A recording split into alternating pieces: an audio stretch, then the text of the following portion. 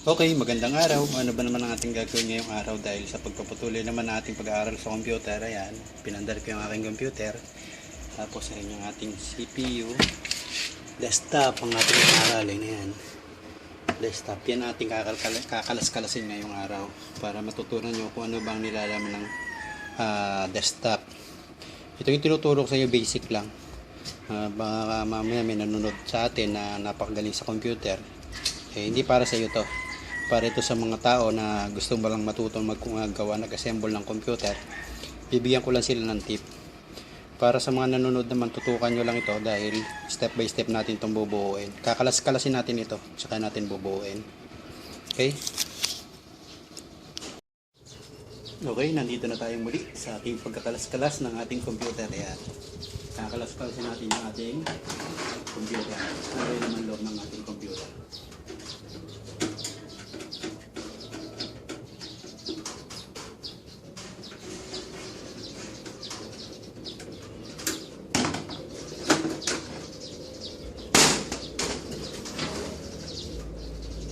Okay. Nakita nyo, sapot-sapot. Sapot-sapot yung ating computer. Okay, yan o. Dalawang hard disk nito. Itong hard disk na isa, taka lang. Nakita nyo yung hard disk pa natin. 60 GB. Dalang na yan. Then, ayan, yung ating isang hard disk. Hard disk. Ito yung panang processor. Andiyan sa likod niya sa loob ng processor. Ito yan yung memory natin. Power supply. And then, ano pa? Yan, kung may DVD ka. DVD. DVD yung sarap. Yan. DVD. Pero yung common lang talaga na pyesa ng computer ay syempre ang motherboard. Then ang processor nandito. And then memory, lagayan ng memory slot. Then lagayan ng video card kung gusto mo magkaroon ng video card. Yan. Then power supply. And then hard disk. Ito hard disk pa to. Okay, yan lang yung ating laman ng ating computer.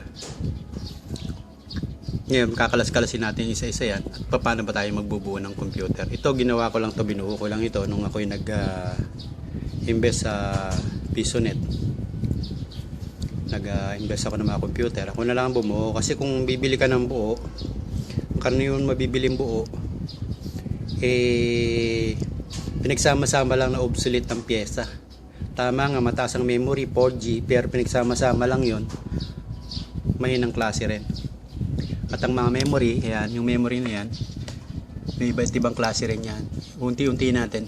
Then yung processor, may iba't ibang klase din. Nakita mo yan, Intel yan, Intel. Pabaliktad na sulat, Intel yan. Then Intel AMD. Merong dalawang klase ng processor, ang Intel and AMD. Sunod-sunod natin yan. Then power supply. Yan. Mga call lang ito, yung mga tinatawag na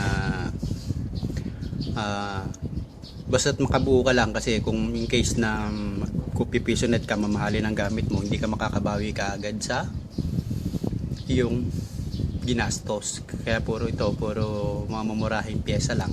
Pero tumagal naman, tagal na nito. Ganyan gumagana pa, kaya nagkaroon lang ng pandemic. Kaya hindi ko na siya nagagamit. Okay? Okay, may mga masaselan sa pagbabaklas ng computer. Naglalagay pa ng static wrist dito, yung nilalagay na para static, para ikaw wag kang, kasi may kuryente tayo sa katawan, para wag magkaroon ng spark yung ating pyesa. Pero actually, kung tagal ko na rin naman gumagawa, mawa ka lang sa metal, then maubos mo na yung static mo. Hindi naman ganun kaselan. Pero kung maselan ka talaga, pwede ka naman bumili nun. Bumili ka ng yung nilalagay sa braso, kinakapit sa body ng computer para magkaroon ng static. Then ano ba ang kinukonsidered pagka bibili ka ng computer? Desktop tayo, desktop. Una naman kinukonsidered siyempre yung budget. Budget. Bakit budget? Kasi kung gusto mo ng napakabilis na computer, wala ka namang budget, paano gagawin mo? Siyempre, kailangan mo ng budget. Kaya dapat, kung bibili ka, isipin mo muna hanggang magkano bang kaya mo. Yun ang isang unang palatandaan, isang bagay na isipin mo. Kung halimbawa meron kang 30,000 pesos na budget, ano ba una mong ika-canvas o aalamin ang presyo? Una, yung ating motherboard at yung ating processor. Motherboard tsaka processor. Yung motherboard at saka processor, susunod mo na lang yung memory at saka power supply. Then, video card. Then, isipin mo rin, ano rin ba ikukonsidera mo pag bibili ka ng computer, desktop computer, una sa budget, pangalawa, saan mo gagamitin? Gamer ka ba? Sa opisina mo ba gagamitin? O personal mo lang nagamit para sa office work lang? Yun ang mga ikukonsider mo. Kung 30,000 budget mo, ang palagi mong isipin, kung bibili ka na kasi nangyari na nito, buo na, hindi mo alam yung laman loob. At saka, maaaring yung pyesa lang doon sa loob na inilagay, katulad yung nabibili sa online, maraming nabibili online, buo na. Kaya lang, nung may nagawa akong computer, nakita ko yung kanyang Razer Ryzen 3. Hindi siya Ryzen 3, pero may nakalagay Ryzen 3, pero hindi siya Ryzen 3. Magtataka ka, napakabagal. Okay? Kaya kung bibili ka ng computer, pumunta ka na sa mga legit na bilihan. Tulad ng PC Square, ayan, mga legit kasi may mga warranty ang binibenta niyan. Okay. Ngayon, ano ba ang konsiderasyon mo sa pagbili ng motherboard at processor? Siyempre, magko-combine. Kung Intel ang processor mo, dapat Intel din ang motherboard mo. Kasi kung AMD ang motherboard mo, dapat pang AMD din yung motherboard mo. So, pag AMD ang processor mo, dapat AMD rin ang motherboard mo. Kung hindi kasi, hindi sila match. Kasi may mga socket din yan sa loob. Tulad nito. Katulad ito, AMD ito. May socket kasi yan. Yan. May socket yan. May socket siya. Kaya meron nakalagay dito, socket. Anong socket to? Yung socket nito, AM2. May FM ng socket. Maraming klase ng socket. Kaya dapat pag bibili ka ng motherboard tsaka processor, dapat yan ang magka-combine. Pag bumili ka ng processor, halimbawa bumili ka ng processor, ano po ba yung motherboard na combine yan or yung pwedeng isalpak yan? Kung kagad ang tatanong mo. Pero ito sabihin naman ng bili yan sa'yo eh. Ito kaya ang match niya. No? Yun, kukunin mo siya. Tapos, huwag na rin kayo bibili ng kung desktop, lalo na sa kasalukuyan yun, huwag na kayong kukuha ng DDR3 na memory. Yung memory ganito na DDR3. Na kayong bibili ng DDR3 ganito. DDR4 na kunin mo para advance ka na. Kasi yung DDR4, tumataas pa ng 64 o 128. Depende. Bumibili sa technology eh. Bumibilis yung pagtaas ng GB nito. Kaya kung bibili ka ng memory at saka motherboard processor, yung match na ng DDR4. Then ayan, ang kukonsidera mo pagbili, motherboard, processor, memory na DDR4. Yung tatlo na yan considered mo sa pagpili mo ng computer. Then, dito katulad nitong motherboard ko noong 2008.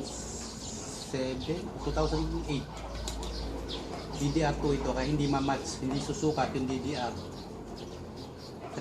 Ano? Pakita mo yung gat-gat na yan, ito yung pinaka-gat-gat niya. Hindi siya sa katapat. Yan ang palatandaan na hindi match yung memory mo. Ano? Hindi katapat ng gat-gat.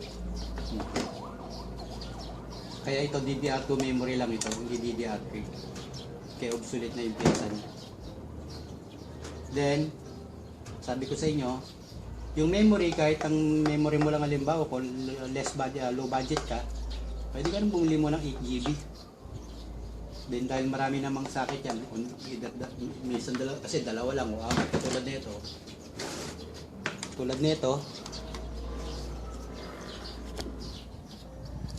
Katulad niya, no? Dadalawa lang ang sakit. Dadalawa lang ang sakit ng memory.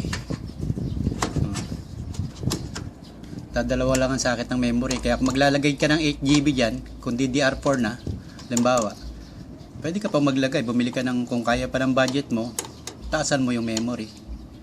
Dapat, yung memory mo rin bibilin, kamatch din ng dati mo para hindi masayang yung dati mo. Kasi kung hindi, may mga match din yan. Matututunan din natin yan. Okay? Okay, disassemble muna tayo. Katulad yan, tanggal ko na yung dalawang memory natin.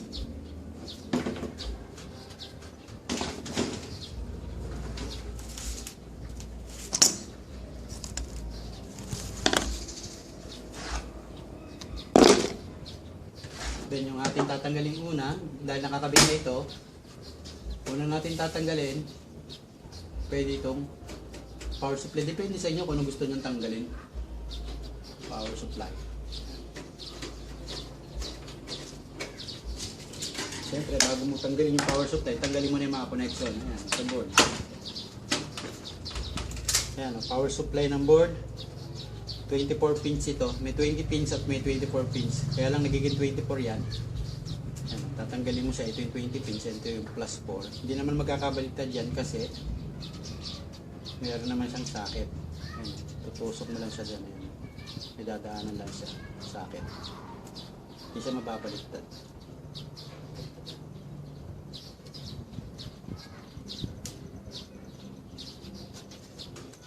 Ayan, socket. 24 pins. Then ating another supply sa board, yung 4 na piraso. Yan, hindi rin naman mababaliktad yan. Kasi meron siyang lock. Ayan, oh. Hindi siya mababaliktad. Pero meron din kamukha ito. Yung mga power supply katulad nito, makikita ka nito, 4 din. Ayan, dalawang 4. Pwede mong gamitin to. Ayan. Hindi naman siya papasok. Ayan yung lock niya, hindi siya papasok. Ayan. Hindi siya papasok. Ito lang ang papasok sa kanya, itong may lock na katapat. Pero ito, hindi ito papasok doon. Tapos meron din mga motherboard, magkasama talaga ito ginagamit. May mga motherboard na magkasama talaga ito ginagamit. Tuturo ko lang sa inyong basic muna. Ayan, may kasama yan. 6 din yung 8 din yung pinapasukan. Pero ito, yun lang ang pinapasukan. Okay, ito naman, power supply. Ang sinusuplayan niya, motherboard, and then yung hard disk natin. Hard disk, yung sa hard disk naka-power, at saka yung DVD. Yan ang sinusuplayan. Kaya nga sabi ko sa inyo, bibili kayo ng power supply, depende rin sa gamit. Kung meron kayong DVD, 2 hard disk nyo, 4 hard disk nyo, 5 hard disk nyo, kailangan mataas ang power supply nyo.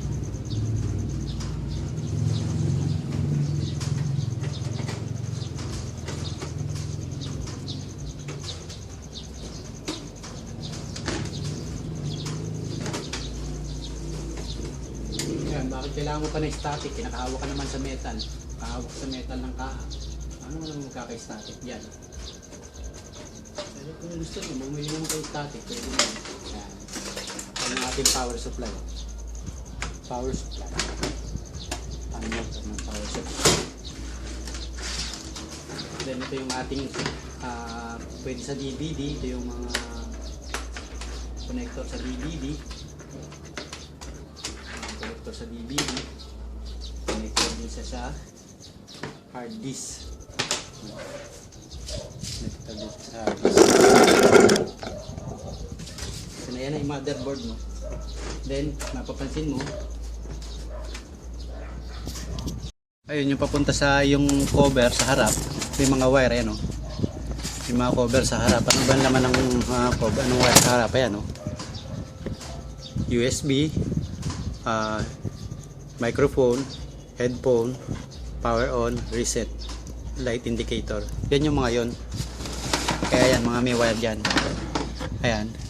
Unahin natin bunutin yung ating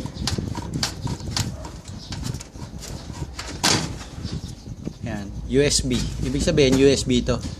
Ayan, may mga USB socket para gumana USB mo sa harap. Ayan, USB. Then, hindi ka naman pwede magkabaliktad dyan. Kung mapansin mo kasi yun, parang blanco yung isa. Yun, blanco yung isa. Then makikita mo dun sa ating socket, meron din kulang yan. Ayun, sa dulo kulang. Ibig sabihin dun mo itatapat yung kulang. At marami silang socket. 1, 2, 3, 3 socket mo. Pwede mo silang gamitin kahit saan dyan. USB. And then ito namang audio. Ayan, nakalagay audio. Hindi ka na magkakamali dyan eh. Kasi may nakalagay din audio doon. Audio. Tsaka makikita mo, yun, may ngipin din na wala yun. Ngipin pangalawa sa dulo. Ayan o, pangalawa sa dulo, wala. Ayan o, pangalawa sa dulo, wala. Kaya papasok mo doon. Hindi siya papasok dito sa pang USB. Kasi meron siyang ngipin na wala. At meron din dito na walang ngipin na papasukan. Kaya hindi siya papasok dyan. Papasok lang siya doon sa may bakanting isa. Ayan, pang audio. Okay. Then ito yung ating, minsan wala na to yung mga computer ngayon, wala na ito. Itong ating speaker. Dito pa lang sa pamamagitan ng speaker, mararamdaman mo na kung anong sira ng computer mo. Yan. Pagka iba yung beep niya, nagbi-beep kasi itong speaker na to, doon mo palang malalaman. Malalaman mo na nasira yung CPU mo. Then may positive negative yan. Ayun, positive negative itim. Saka pula. Pero hindi ka naman magkakamali dyan. Kasi kung halimbawa nagkabalitan kang ganyan, hindi lang gagana yan. Supply mo yung positive no, supply mo yung negative, hindi mo masisira. Pero makikita rin naman kung tingnan mo rin naman bago ka magkabit. Tingnan mo kung alin ang positive, alin ang negative, para sure ka na hindi ka magkamali. Pero kung talaga magkamali ka, okay lang yan. Then ito ang pinakamalaga sa connection. Ito yung ating control board or control terminal. Pagka ito nagkamali-mali ka, dito nasisira, nasusunog yung ating motherboard. Paano mo malalaman yan? Kitaan kita ng baklas. Lahat ng computer mayroon mga ganyan. Diyan nakakabit yung power light indicator, yung LED, yung tapos yung hard disk HDD, hard disk drive indicator, tsaka yung power switch, reset switch. Okay, kung titingnan mo dito yan sa ating nakabaklas, ito.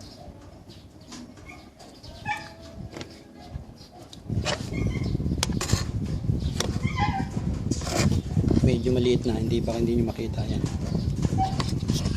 Yan, yung ating yan.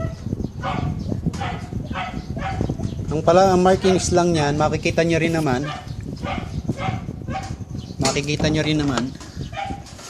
na yung markings yan. Tatandaan nyo, dito nasisira pagka nagkakabit-kabit ng processor, ha. Dapat wag mabaliktad yung light indicator. Kayong light indicator, halimbawa, tinignan mo, check mo dun sa board, ayun, dito, sa ako na to, kung alin ng light indicator. Kunin mo na kagad yung light indicator, yun ang wag mo muna kagad na ikakabit. Halimbawa ito, nakalagay. May positive negative din to. Pagka hindi tama yung pagkakabit mo, hindi ilaw. Ayan o, nakita mo, power LED. Power LED, ibig sabihin nakatapat siya sa power switch. Ito yung power switch, oh. Yung power switch, ayan o. Nakatapat siya sa power switch. Itong power switch, kahit magkabaliktad, okay lang. Itong power LED, pagka nagkabaliktad, hindi lang iilaw. Pagbaliktarin mo siya uli. Okay? Then yung ating reset switch, ayan, reset switch. Katapat naman ng reset switch. Ang dami ko nang nagawa. Talagang tapat-tapat lang yan. Reset switch, katapat naman niya yung ating HDD LED, yung hard disk drive LED. Ayan. Then makikita mo yung ating terminal ng power. Makikita mo doon, ayun, oh. Merong bakante doon sa dulo. Palatandaan din yan na yung may bakante sa dulo, yung dalawang una, yun ang power. Pero may markings yan, ha. Tingnan nyo na lang, may markings din yan. Baka malito kayo. May markings din yan. Yung dalawang una na yun ang ating power button. Yan ang hindi po pwede mabaliktad. Pag yan ang nalibaligyan mo ng light indicator, masusunog yung board mo. Tested na yan. Dapat ang mailagay mo dyan, either reset switch or switch. Wag lang power LED. Masusunog yung board mo. Okay? Or kukuha ka dun sa isa, tapos kukuha ka sa pangalawang terminal, hindi. Kasi ang terminal niyan, 4 sa ibabaw, 5 sa ilalim. Ayan, o. 4 sa ibabaw, 5 sa ilalim. Tapos yung isa bakante sa bungad. Kaya 5 itong nasa ilalim kasi may nakabakante isa dun. At yung nakabakante na yon, almost or lahat halos ng motherboard, pag may nakabakante ganun, dun nakatapat yung power. Kaya usisahin nyo na kung may computer kayo, tingnan nyo na yung computer nyo. Para kung lilinisin nyo, gusto nyo kalas-kalasin, pwede nyo kalas-kalasin. Then, ang uunahin mo laging pagkakabit yung ating power switch. Power switch dun sa bungad, sa may kasamang bakante. Ayan, bakante. Kahit yan na lang muna ilagay mo, pagka magpapandar ka, then sunod-sunod mo na yung iba. Okay? Then sabi ko nga sa inyo, mas magandang bumili na ikaw ang bumuo kaysa binili mo na ng buo. Kasi pag binili mo na ng buo, ang tendency nun, pinagsama-sama lang yung mga paubrahe ng pyesa. Then tatanggalin na natin yung motherboard.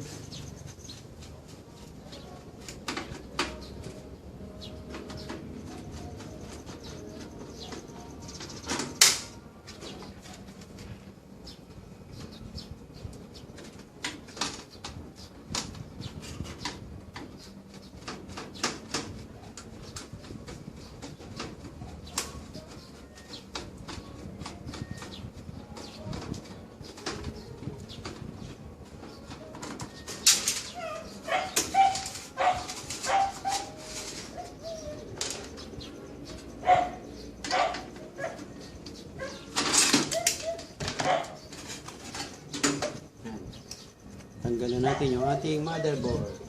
Tapos, kung ito talaga mag-assemble, kailangan yung kaya mo rin bibilin, match sa motherboard. Kung malaki motherboard mo, malaki rin kaya bibilin mo. Siyempre, match-match yan. Tapos ito, ayan, ito natanggal din ito. Tatanggal din ito. Kapag bumili ka ng motherboard, may kasama na nito.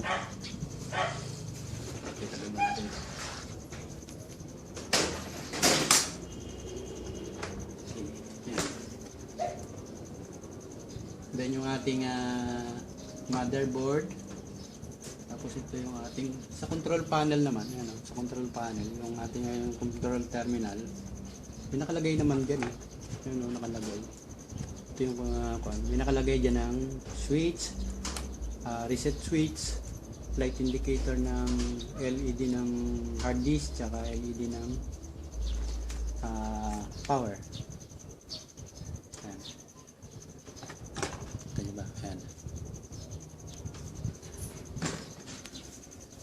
Tapos ito yung ating processor. Paglalagay ng processor, depende rin sa unit yung bibili na. Pwedeng AMD, Intel, ayan, Intel ito, ganitong karaniwan ng Intel. Pero hindi lahat ng Intel ganito. Ayan, tulad nito. Intel ito, pero iba ang socket. Meron tornilyo. Ayan. Paglalagay naman nito, 2 piece mo lang, tapos hatakin mo siya. Twist. Twist mo lang siya, tapos hatak. Twist, hatak.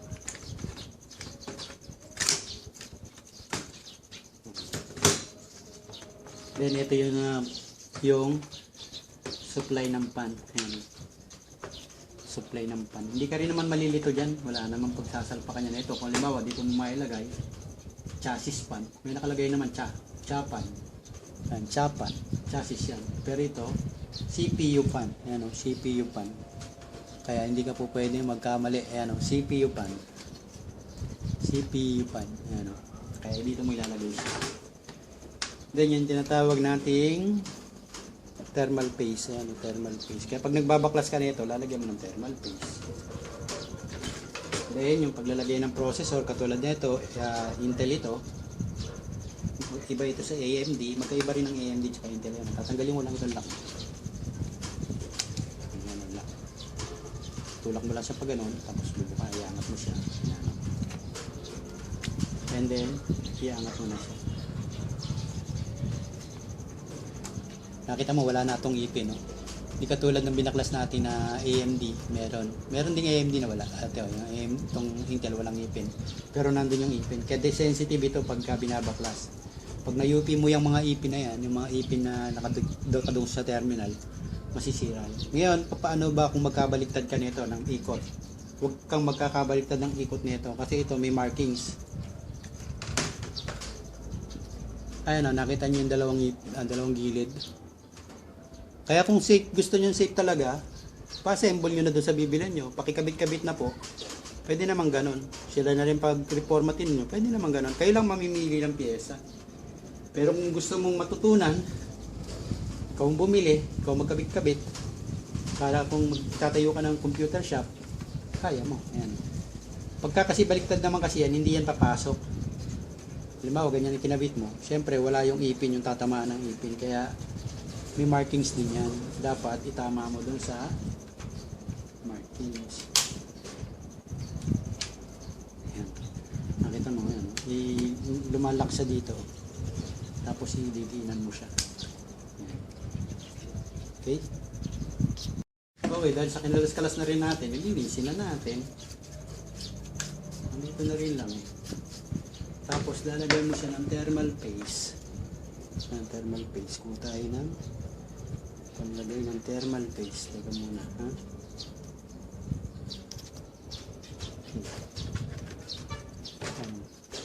Yung paglalagay naman ng thermal paste, hindi naman kailangan sobrang dami. Lagyan mo lang yung mga katulad nito, nalusaw na yung iba dahil sa init.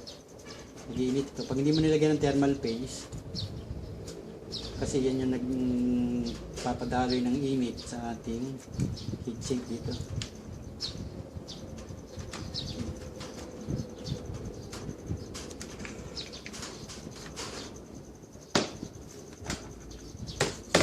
paano mo siya ilalak? Siyempre, ilalak mo siya. Iayos mo ulit yung panlock. I-atras mo muna siya. Para hindi naman kayo mahirapan, kung in case talaga na gusto nyo lang bumuo, bilhin nyo, hindi pa-assemble nyo doon sa bibilan. Kayo na lang ang magkuhan. Kayo lang pipili ng pyesa para less hassle. Pero ang gusto nyo matutunan, nasa sa inyo naman.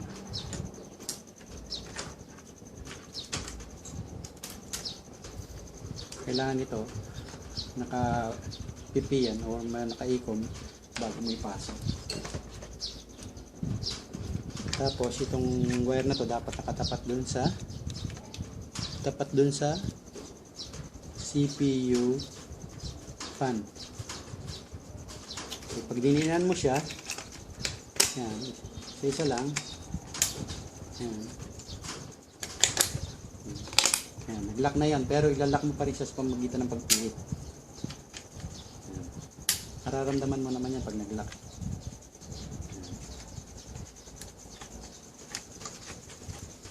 Kailangan mag-lock yan. Pag hindi nag-lock yan, maluwag.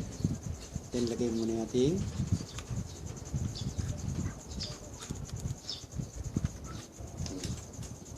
okay, ganyan lang. For the meantime, hanggang dito muna tayo. Pinakita ko lang sa inyo yung pagkakalas.